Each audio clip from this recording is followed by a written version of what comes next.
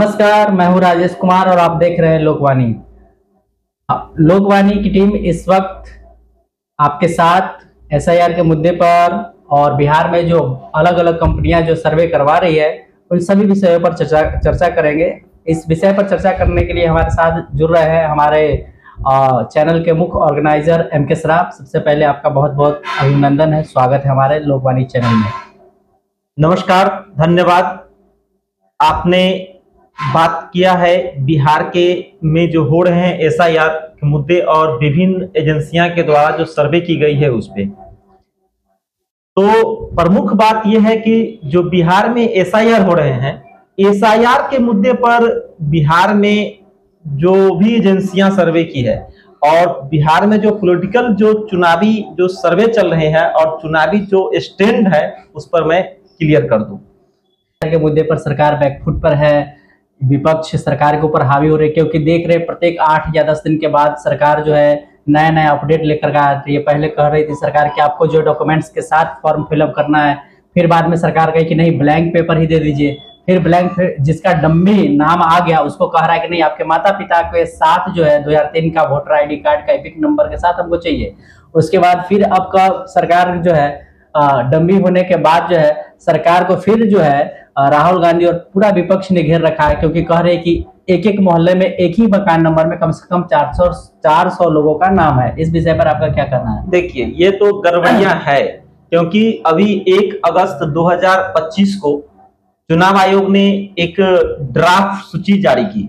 उसमें बिहार के 65 लाख मतदाताओं का नाम इस लिस्ट से बाहर कर दिया गया और इसके बाद सारी विपक्षी पार्टियां, जितनी विपक्ष में पार्टियां हैं, वो सारी इसको पर विरोध की। वो एसआईआर के विरोध नहीं कर रही है, वो विरोध कर रही है कि जो नाम कटे हैं उनका नाम क्यों काटा गया, उसको उसके लिए क्या प्रूफ मांगा है, कैसे नाम कटा, उसकी जानकारी साझा किया जाए। ये जानकारी अभी तक चुनाव आयोग साझा नहीं की। कल मैं राहुल गांधी का प्रेस कॉन्फ्रेंस देख रहा था। 17 तारीख से बिहार में उनकी पैदल यात्रा है वोट चोरी को लेकर के।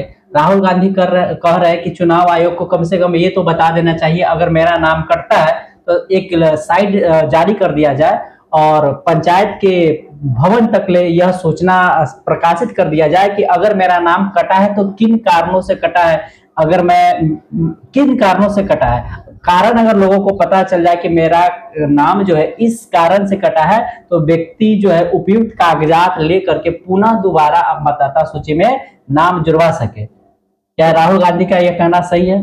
राहुल गांधी का कहना यह सही है। राहुल गांधी एसआईआर का विरोध नहीं कर रहे हैं। राहुल गांधी कह रहे हैं कि हमारी वोट को चोरी किया जा रहा है। इस पर वह वोट अधिकार यात्रा 17 तारीख से बिहार की धरती से शुरू कर रहे हैं। विभिन्न जिलाओं में जाएंगे और वह लोगों को जागरूक करके बताना चाहते हैं कि आपका वोट आपका अधिकार है। इस पे सरकार घिरती नजर आ रही है और सरकार को कोई जवाब नहीं है सरकार के पास, और चुनाव आयोग भी इस पर स्टैंड क्लियर नहीं कर रही है। चुनाव आयोग का साफ कहना है कि जो एसआईआर हो रहे हैं वो सही है और एसआईआर वास्तव में सही एसआईआर होना भी चाहिए। एसआईआर क्योंकि नहीं होगा तो ये पता नहीं चलेगा कि हमारे कौन मतदाता कहाँ के हैं, कितने दिनों से यहाँ रह रहे हैं, कब से हैं, कब तक उनका नाम इसमें पंजीकृत किया गया, कब वो अभी मतदाता कहाँ के हैं, ये होना चाहिए। लेकिन ये जो प्रक्रिया है थोड़ा सा इसमें डिफिकल्ट है, इसको सुधार करने की आवश्यकता है। एक विषय और है, विपक्ष के द्वारा बताया जा रहा है कि अगर मान लीजिए जिन व्यक्तियों का नाम जो है बिहार से बाहर है, मैं बात कर रहा हूँ विदेशी नागरिक होने का जो चीज है, इशू है। बिहार जो है सीमावर्ती क्षेत्र है, यहाँ का बॉर्डर जो है लगभग 600 किलोमीटर का रेंज जो है यह नेपाल से लगा हुआ है।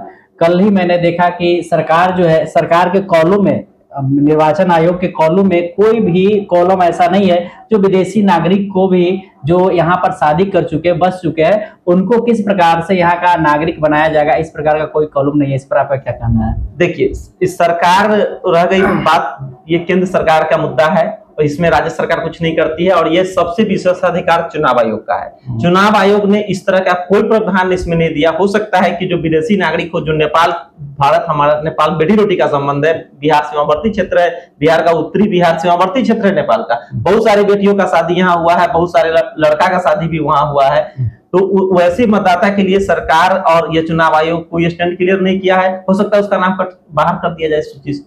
मैंने राजद का जो प्रेस कॉन्फ्रेंस हुआ था उसमें मैंने हिस्सा लिया। सीतामढ़ी के सांसद है, पूर्व सांसद रह चुके डॉक्टर अर्जुन राय जी से भी मैंने ये सवाल किया। उसके बाद जेडीयू के प्रदेश प्रवक्ता का वो मैंने बाजपेटी विधानसभा क्षेत्र में मैंने यही सवाल किया था कि अगर जो किसी भी व्यक्ति का नाम जो है शादी अगर सीतामढ़ी में होता है या शिवहर में होता है या दरभंगा में होता है तो उस नेपाली नागरिक का नाम किस प्रकार से इस मतदाता सूची में जोड़ा जाएगा। आपने देखा ही होगा हाल फिलहाल में ही जो 8 अगस्त के पुनौरा जानकी मंदिर का जो शिलान्यास रखा गया, उसमें माननीय गृह मंत्री अमित शाह जी, चुनावी सभा तो उसको नहीं कह सकते, एक प्रकार का सभा ही था। उस सभा में उन्होंने मंच से ऐलान किया कि कोई भी विदेशी नागरिक जो भारत में जन्मा नहीं हो उसे भारत में वोट देने का अधिकार नहीं। बिहार की मतदाता सूची से घुसपैठियों को निकालना चाहिए या नहीं निकालना चाहिए? जरा जोर से बोलो, निकालना चाहिए या नहीं निकालना चाहिए? जो भारत में जन्मा नहीं है उसको भारत में वोट देने का अधिकार हमारा संविधान नहीं दे रहा है। कि इस प्रकार का सीमावर्ती क्षेत्रों में जो नागरिक नेपाल के आ रहे हैं उसका नाम जोड़ने के लिए कोई कानून में प्रावधान लाया जाएगा और उसका नाम जो आने वाले 2 महीने में उनका भी जोड़ दिया जाएगा। मतलब चुनाव के बाद हमको लग रहा है कि इस प्रकार की प्रोसेस होगा। आपको क्या लग रहा है? हो सकता है, लेकिन अभी तक ये सरकार, देखिए देश में चुनाव आयोग, वोट का अधिकार चुनाव आयोग को किसका नागरिकता देने का अधिकार चुनाव आयोग का नहीं है कि वो नागरिक है कि नहीं है। चुनाव आयोग का काम है चुनाव कराना और वोटर लिस्ट को जारी करना, वोटर लिस्ट बनाना, ये चुनाव आयोग का काम है। चुनाव आयोग का ये काम नहीं है कि आप इस देश के नागरिक है कि नहीं है, ये काम सरकार की है कि नहीं, और ये सरकार, इसकी जिम्मेवारी सरकार को लेनी चाहिए। दूसरी समस्या, हम ग्राउंड रिपोर्टिंग करते हैं तो ग्राउंड में दूसरी समस्या ये आती है, अगर मान लीजिए हमारा नाम 2003 के बाद जुड़ा है और मेरे माता पिता का नाम अगर 2004 में जुड़ा है तो फिर हमारे साथ नाम जुड़वाने के लिए, क्योंकि हमारे माता पिता का नाम तो 2004 में जुड़ा है, सरकार को चाहिए 2003 वाला, वैसे वोटर के साथ भी बहुत ज्यादा जो है भेदभाव हो रहा है, उनका भी नाम कटने की संभावना है। इस पर अपना विवरण दीजिए। देखिए, ऐसा नहीं होगा। चुनाव आयोग ने जल्द ही कोई निर्णय इस पर लेगी और चुनाव आयोग जल्द तो कोई बात बता करके, अभी 26 से ये अगस्त तक समय है, इसके बाद फिर से एक नई सूची जारी होगी, उसमें उनको नाम जोड़ा जाएगा और उसके लिए प्रावधान है, कानून में भी प्रावधान है, लोग को समय दिया जाएगा। राहुल गांधी का जो एक सवाल रहता है हमेशा चुनाव आयोग से, उनका यह पूछना जायज है क्या कि अगर किसी व्यक्ति का नाम अगर आप काट रहे हैं तो उचित कारण बता दीजिए उनके मोबाइल फोन पे या उनके घर पे लेटर भेज करके या पंचायत भवन में लेटर चिपका दीजिए कि आपका नाम जो है इन कारणों से कटा है। इसको आप किस प्रकार से देखते हैं राहुल गांधी? ये राहुल गांधी जी का कहना एकदम सही है और इस तरह का होना चाहिए, क्योंकि किसी का नाम कटा तो उसे सूचना मिलना चाहिए क्या, क्योंकि उसका नाम क्यों काटा गया है, क्या वो देश के नागरिक है कि नहीं है, कितना दिनों से यहाँ रह रहे हैं, उसको प्रूफ के लिए उसको समय देना चाहिए और ताकि वो चुनाव में हिस्सा ले सके। दूर में दिल्ली में, गुजरात में, तेलंगाना में, हैदराबाद में, दुबई में, बाहर जो लोग रह रहे हैं, सबसे ज्यादा फोन जो है बिहार में अभी आ रहा है इस बात को लेकर के कि हमारा नाम डम्बी सूची में आया है कि नहीं आया। ये भी एक बहुत बड़ा आंकड़ा है बिहार में फोन आने वाला, क्योंकि जो बाहर में बैठे लोग हैं उनको अभी भी मन में संशय है, डर है कि कहीं हमारा नाम न कट जाए। एक बार अगर नाम कटा तो बहुत सारे सरकार की जो सेवाएं है उनसे भी उनका नाम कट सकता है। देखिए राजश्री, मैं आपको एक बात क्लियर बता दूं, बिहार से जो भी लोग बाहर है, जैसे महाराष्ट्र है, गुजरात है, पंजाब है, हरियाणा है, देश के विभिन्न बड़े शहरों में वो लोग काम करते हैं, वो प्रवासी नहीं है, वो सिर्फ यहाँ से पलायन किए हैं कमाने के लिए, रोजी रोजगार के लिए, ये न कि वो बिहार छोड़कर चले गए हैं। ऐसा नहीं है कि वो बिहार छोड़कर चले, वो उनका परिवार अभी भी बिहार में रह रहा है, वो सिर्फ अकेले या 2-4 व्यक्ति के साथ बाहर में कमाने गए हैं। लेकिन ये कोई बात नहीं है कि उसका नाम उस लिस्ट से बाहर कर दिया जाएगा, वो पलायन नहीं कर चुके। सदा के लिए पलायन करने वाले की सूची सरकार को और चुनाव आयोग को जारी करना चाहिए। एसआईआर के मुद्दे को राहुल गांधी ने और भी पूरा विपक्ष ने जो है हथियार बना लिया, हथियार बनाकर के यूज कर रहा है। क्या इसका अगर सर्वे अभी होता है, अगर इंडिया गठबंधन अगर सर्वे करवाती है तो इसका क्या जो है राजनीतिक फायदा डायरेक्ट इंडिया गठबंधन ले लेगी? मिल सकता है क्योंकि एसआईआर के मुद्दे पर सरकार घिर रही है। अब रह गई बात, अब हम लोग बात करते हैं चुनावी जो एजेंसियां जो सर्वे की है पूरे बिहार में, वो मैं आपको बताता हूं। ये एसआईआर पे सरकार एकदम पिछड़ती हुई और गिरती हुई नजर आ रही है, क्योंकि 14/8/2025 को हैदराबाद की कंपनी ने एक सर्वे की है। उस सर्वे में यह बताया गया है कि बिहार चुनाव में एनडीए को बहुमत नहीं है और इंडिया गठबंधन को बहुमत मिल सकती है, क्योंकि एक नई पार्टी आई है जनस्वराज का भी नई पार्टी है। इसको आप पार्टी यानी केजरीवाल जी की पार्टी से तुलना तो नहीं किया जा सकता, क्योंकि वो पार्टी आई और सरकार बना दी, लेकिन ऐसा बिहार में नहीं हुआ, क्योंकि बिहार जातीय रूप से चुनाव यहाँ होता है और इसमें 2 धाराएं है, एक धारा है एनडीए और एक धारा है महागठबंधन, जिसको अभी इंडिया कहा जा रहा है, इंडिया ब्लॉक। विभिन्न पार्टियां शामिल है। इसमें क्या है, क्योंकि 14.5% यादव जनसंख्या है बिहार में, वो आरजेडी के साथ एकजुट होकर के वोट जाती है और लोकसभा में इसको कुछ प्रभाव देखा जाता है, कुछ यादव इधर उधर चले जाते हैं, लेकिन विधानसभा जब चुनाव होते हैं वो एकजुट हो जाते हैं और उनका वोट बैंक माना जाता है। और रह गई बात दूसरा, मुस्लिम मतदाता, मुस्लिम जनसंख्या भी 18% के आसपास है, तो 18% वो भी आरजेडी और महागठबंधन तरफ झुकाव रहता है उसका। कुछ इधर उधर होते हैं, हर चुनाव में होता है ऐसा। इसके बाद ये दोनों को मिला दिया जाए तो 32-33% आंकड़ा होता है, जो महागठबंधन का, जो आरजेडी का मास वोट कहा जाता है। दूसरी तरफ एनडीए है, एनडीए का मास वोट जो स्वर्ण समाज हो गए, इसके बाद जो अतिपिछड़ा वैश्य है वो समाज सब एनडीए के साथ जाते हैं।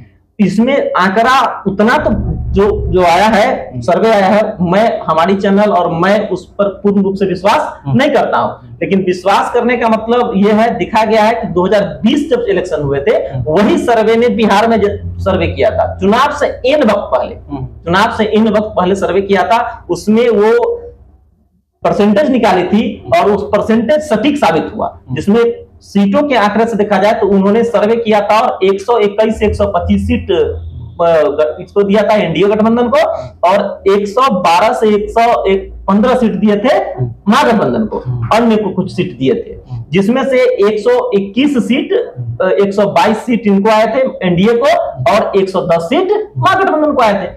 इसी तरह से इस बार जो सर्वे किए तो उसमें 37.5% वोट एनडीए को दिए हैं वो, और इसके बाद 38.7% वोट महागठबंधन को दिया है और 14.9% वोट प्रशांत किशोर जी की पार्टी जो है जनस्वराज को दिए है। सीटों के आंकड़े से देखा जाए तो इसमें 105 से 107 सीट एनडीए को मिलेगा, वो उनके आंकड़े के अनुसार मैं कह रहा हूं, ये मैं नहीं कह रहा हूं, वो सर्वे जो हुआ है उस सर्वे के अनुसार कह रहा हूं। इसके बाद 115 से 121 सीट महागठबंधन को दिखता नजर आ रहा है और 14 से 19 सीट प्रशांत किशोर जी को दिखता नजर आ रहा है।